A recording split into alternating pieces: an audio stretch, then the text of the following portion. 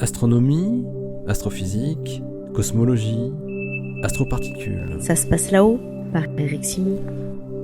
La mesure de la constante de Hubble, H0, le taux d'expansion actuel de l'univers, est aujourd'hui un des plus gros problèmes de la cosmologie. Des mesures différentes trouvent des valeurs différentes, qui sont suffisamment précises les unes et les autres, qu'elles ne sont pas conciliables entre elles. 67 km par seconde par mégaparsec d'un côté, et 74 km par seconde par mégaparsec de l'autre. La méthode classique utilisant des supernovas de type 1A a été mise en cause face à la précision impressionnante des mesures issues du Fonds diffus cosmologique, le CMB. Mais aujourd'hui, la précision obtenue avec les céphéides et les supernovas rivalise avec celle sur le rayonnement du CMB, avec un nouveau record de précision qui éloigne encore un peu plus les deux valeurs. Avant de voir en détail les nouveaux résultats de l'équipe menée par Adam Riess du Space Telescope Science Institute à Baltimore, qui reçut le prix Nobel en 2011, des résultats qui viennent d'être acceptés pour publication dans The Astrophysical Journal, et ce qu'ils impliquent, il faut revenir un instant sur les différentes techniques qui sont utilisées pour évaluer la constante de Hubble, H0. Le paramètre H0 est le facteur qui relie la vitesse de récession des objets astrophysiques tels que nous les voyons et leur distance par rapport à nous. Pour l'évaluer, il faut donc faire deux mesures, une mesure de distance et une mesure de vitesse. La mesure de vitesse est la plus facile à effectuer. Il suffit de mesurer le décalage spectral des longueurs d'onde émises, ce qu'on appelle le redshift, nommé Z. Ce paramètre est directement proportionnel à la vitesse de récession. Pour la mesure de distance, c'est une autre affaire. Le plus évident est d'utiliser des chandelles standards, des objets dont la luminosité intrinsèque est connue, ce qui permet d'en déduire leur distance en observant leur luminosité apparente, qui dépend directement de la luminosité intrinsèque et de l'inverse de la distance au carré. Il existe deux types de chandelles standards, les étoiles céphéides, un type particulier d'étoiles pulsantes, et les supernovas 1A, une explosion thermonucléaire d'étoiles naines blanches. Les premières sont des étoiles variables dont la période de pulsation est proportionnelle à leur luminosité maximale. Mesurer leur période de pulsation en association avec leur luminosité permet ainsi d'en déduire leur distance si on connaît le facteur de proportionnalité. Comme la luminosité intrinsèque augmente en fonction de la période de pulsation, observer des céphéides de très longue période permet de voir des céphéides très éloignés.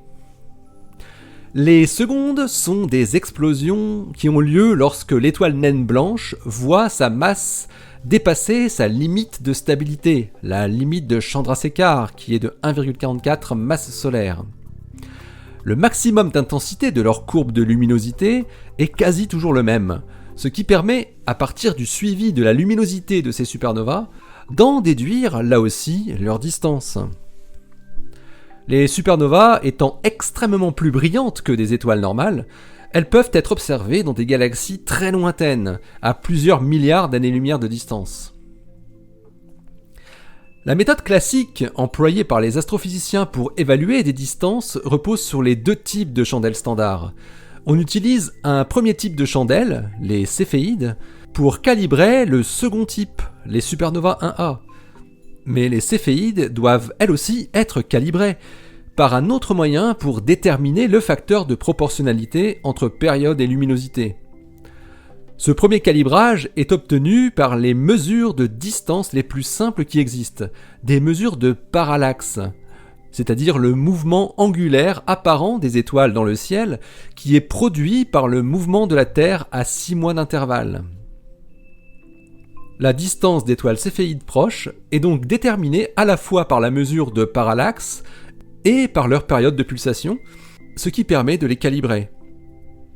À partir de ce calibrage, des céphéides plus lointaines, situées dans d'autres galaxies, sont utilisées pour en déterminer la distance. Mais on choisit spécifiquement des galaxies dans lesquelles sont apparues des supernovas 1A, dont les courbes de lumière ont pu être mesurées avec précision. Obtenant la distance grâce à des céphéides et des supernovas situées à la même distance permet de calibrer ces secondes chandelles que sont les supernovas 1A. On poursuit alors l'évaluation des distances de galaxies les plus lointaines possibles où apparaissent des supernovas 1A. Cette mesure est appelée la méthode de l'échelle des distances. C'est cette technique qu'utilise la collaboration SHOES de Adam Riess. Le gros défaut de cette méthode est qu'elle est très sensible à la moindre incertitude ou erreur qui peut apparaître dans une des étapes du calcul, notamment l'évaluation de la distance des céphéides. Alors l'autre méthode classique est très différente.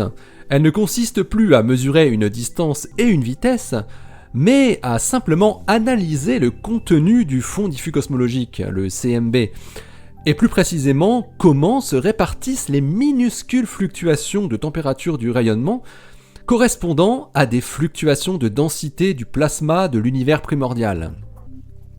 La distribution spatiale, ou angulaire, de ces fluctuations peut être complètement reconstruite par un modèle théorique qui fait intervenir une petite dizaine de paramètres physiques, dont notamment la constante de Hubble H0, mais aussi la quantité de matière totale, la quantité de matière baryonique, donc la quantité de matière noire, la courbure de l'espace et d'autres paramètres cosmologiques. C'est ce modèle qu'on appelle le modèle standard lambda CDM. Ce sont les mesures ultra précises du fond diffus cosmologique effectuées par le satellite Planck en 2015 qui fournissent aujourd'hui la valeur de H0 la plus précise à ce jour par cette méthode. On a H0 égale 67,4 plus ou moins 0,5 km par seconde par mégaparsec. Ici, la valeur affinée en 2018. Le gros défaut de cette méthode est qu'elle dépend entièrement de la véracité du modèle cosmologique et de ses différents paramètres. Modifier un paramètre peut faire bouger tous les autres. Et puis, il existe une autre méthode de mesure de H0 moins classique, qui repose sur l'observation de la répartition à grande échelle des amas de galaxies, la trace des oscillations acoustiques baryoniques du plasma primordial avant l'émission du fond diffus cosmologique. C'est ce qu'utilisent notamment les chercheurs de la collaboration DES, Dark Energy Survey. Ce qu'on appelle les oscillations acoustiques baryoniques sont intimement liées au fond diffus cosmologique, mais sont aussi visibles dans l'univers local. On l'a vu, le fond diffus cosmologique est marqué par une multitude de fluctuations de température qui sont autant de fluctuations de densité qui existaient dans le plasma primordial. Or, on sait que dans un tel plasma, avant que les électrons se combinent aux protons et aux alphas pour former les atomes d'hydrogène et d'hélium, et que les photons soient enfin libres de se propager 380 000 ans après la singularité initiale, il devait exister des ondes de densité autour de chaque surdensité de matière. Ces oscillations acoustiques, très similaires à des ondes sonores, étaient produites par le jeu incessant de répulsion-attraction induit par le rayonnement et la gravitation, et se manifestaient sous la forme de surdensités sphériques entourant chaque fluctuation de densité. Mais surtout, le point crucial de ce phénomène qui a été compris à la fin des années 1970 est que les surdensités se sont figées au moment de la recombinaison des électrons avec les baryons, quand la température de l'univers est devenue suffisamment basse et que les photons sont devenus libres. Et ces oscillations acoustiques baryoniques, figées 380 000 ans après le Big Bang, se voient toujours aujourd'hui comme à toutes les époques cosmiques ultérieures à la recombinaison. Les surdensités sphériques du plasma ont en effet suivi l'expansion de l'univers et ont produit les régions où sont nées les galaxies et leurs amas 500 millions d'années plus tard. Ainsi, lorsque l'on analyse finement la répartition des amas de galaxies, on peut déceler une distance caractéristique entre les amas qui dépend de l'époque, du redshift. Cette distance entre grandes structures galactiques vaut par exemple 490 millions d'années-lumière dans l'univers local.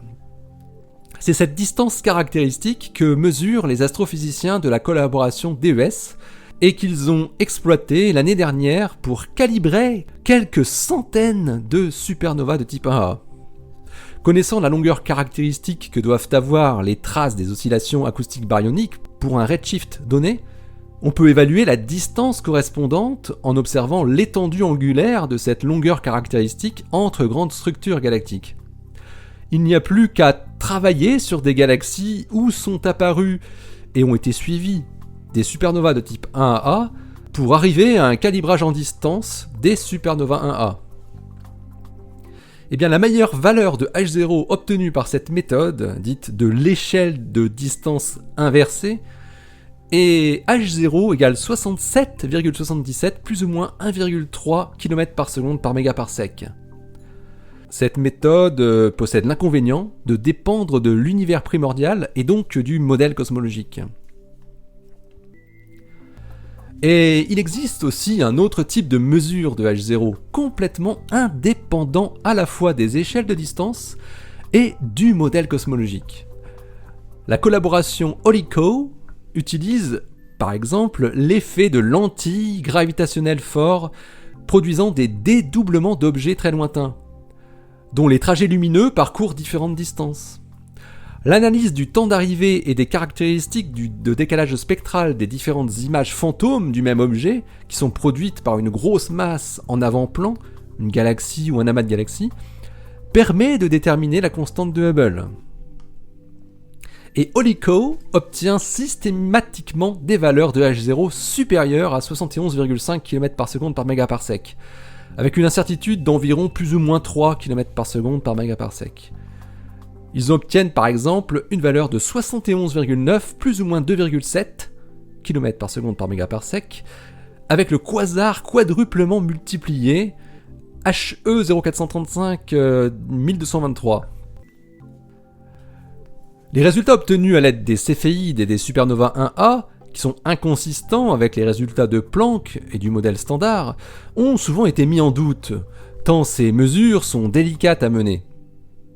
La nature de chandelle standard des céphéides et des supernovas 1A a tour à tour été mise en question, sans jamais vraiment convaincre, car les résultats apparaissent en fait de plus en plus solides au fur et à mesure que s'ajoutent de nouvelles observations. Et ce sont cette fois-ci des nouvelles observations de céphéides dans le grand nuage de Magellan, le LMC, qui permettent aujourd'hui à Adam Riess et à son équipe de conclure à une nouvelle valeur de la constante de Hubble, ayant une précision de seulement 1,91%. H0 égale 74,03 plus ou moins 1,42 km par seconde par mégaparsec. Pour obtenir une réduction de 15% de l'incertitude sur H0 par rapport à ce qu'ils obtenaient l'année dernière, Riess et ses collègues ont observé 70 céphéides à longue période, toutes situées dans le LMC, avec le télescope spatial Hubble bien sûr. Ils ont bénéficié de 3 améliorations qui leur ont permis de réduire l'incertitude sur le calibrage de l'échelle des distances par les céphéides de 2,5% à 1,3%, dont notamment un meilleur contrôle gyroscopique du télescope spatial pour réduire ces infimes mouvements parasites. La différence qui existe entre la valeur de H0 mesurée localement via l'échelle des distances avec céphéides et supernovas, qui est confortée par les observations de dédoublement gravitationnel de HOLICO, et la valeur mesurée indirectement via le fond diffus cosmologique et ses fluctuations de température, qui est elle confortée par les observations des oscillations acoustiques baryoniques, vaut donc maintenant 6,6 plus ou moins 1,5 km par seconde par mégaparsec. Cet écart a une signifiance statistique de 4,4 sigma, c'est-à-dire que la probabilité qu'il s'agisse d'un effet du hasard n'est que de 0,001%. Riess et ses collaborateurs disent clairement que le désaccord entre les deux valeurs ne peut plus être dû à une erreur statistique ou systématique, et qu'il implique forcément l'existence d'une nouvelle physique qui va au-delà du modèle standard lambda CDM. Il y a donc clairement une différence de H0 quand on la mesure dans l'univers local et quand on la mesure à partir de l'univers primordial, décrit par les paramètres du modèle. Plusieurs solutions théoriques sont d'ores et déjà envisageables pour parvenir à faire disparaître cette forte tension sur H0 entre les deux familles de mesures. Premièrement, les théoriciens imaginent une injection d'énergie noire ou d'expansion avant la recombinaison et l'émission du fond diffus cosmologique, ce qui aurait notamment pour effet de modifier la taille des oscillations acoustiques. On parle dans ce cas d'énergie sombre précoce. Deuxièmement, on peut penser à l'existence d'une espèce supplémentaire de particules relativistes, des neutrinos, apportant des interactions en surplus dans l'univers primordial. On parle dans ce cas de rayonnement sombre. Enfin, une troisième possibilité serait l'existence d'une interaction plus forte que prévue entre les particules de matière noire et les particules de matière baryonique. Adam Riess et ses collaborateurs vont maintenant poursuivre leur quête de la mesure de H0 la plus précise possible, en raffinant toujours plus la mesure de l'échelle des distances, que ce soit sur les céphéides ou sur les supernovas 1A. Les mesures de parallaxe ultra précises de Gaïa seront probablement très précieuses dans cette quête. Les astrophysiciens américains souhaitent maintenant véritablement passer de la découverte d'une différence au diagnostic de son origine. Et les trois pistes actuelles sont vraiment toutes passionnantes.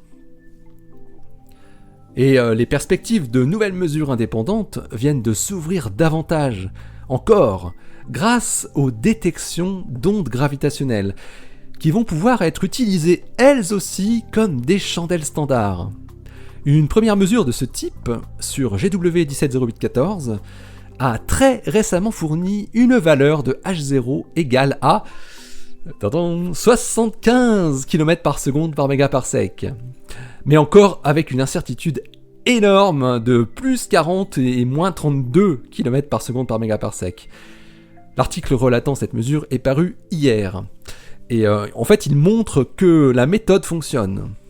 Et la multiplication de détections d'ondes gravitationnelles que nous vivons aujourd'hui même ne pourra que réduire à l'avenir ces incertitudes. Voilà l'article de Adam Riess, Stefano Casertano, Wenlong Yuan, Lucas Macri et Dan Skolnick a été accepté pour publication dans The Astrophysical Journal le 26 mars 2019. Il porte le titre « Large Magellanic Cloud Cepheid Standards provide a one-person foundation for the determination of the Hubble constant and stronger evidence for physics beyond lambda CDM ». Allez, d'ici la prochaine, portez-vous bien, restez bien les yeux vers le ciel et restez bien les pieds sur terre. Allez, salut!